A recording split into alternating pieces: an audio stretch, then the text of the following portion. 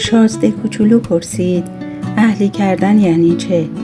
روباه جواب داد یعنی رابطه ساختن، یعنی چیزی را برای همیشه مسئول شدن. تو مسئول آن چیزی هستی که اهلیش کرده ای. چرا گل من را کسی مثل من مهم نمی داند؟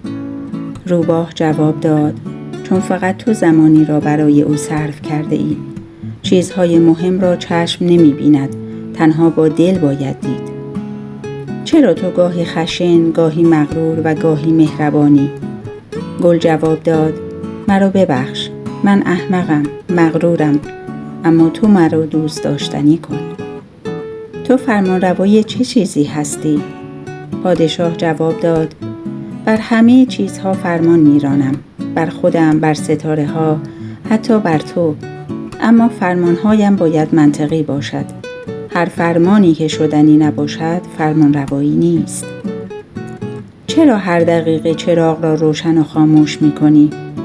فانوس افروز جواب داد این دستور است و وفاداری به وظیفه سخت است، حتی اگر بیهوده باشد. این دانه های ضد تشنه به چه درد می خورند؟ بازرگان جواب داد برای صرفه جویی در وقت. آدم ها همیشه عجله دارند. چرا بیابان زیباست؟ راوی جواب داد چون جایی در آن چاهی پنهان است. ستاره ها به چه درد می خورند؟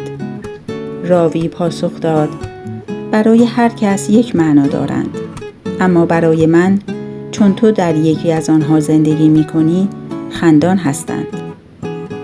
اگر من بروم همه چیز مثل قبل می ماند؟ راوی گفت نه، چون تو ستاره ها را برای من دگرگون کرده ای.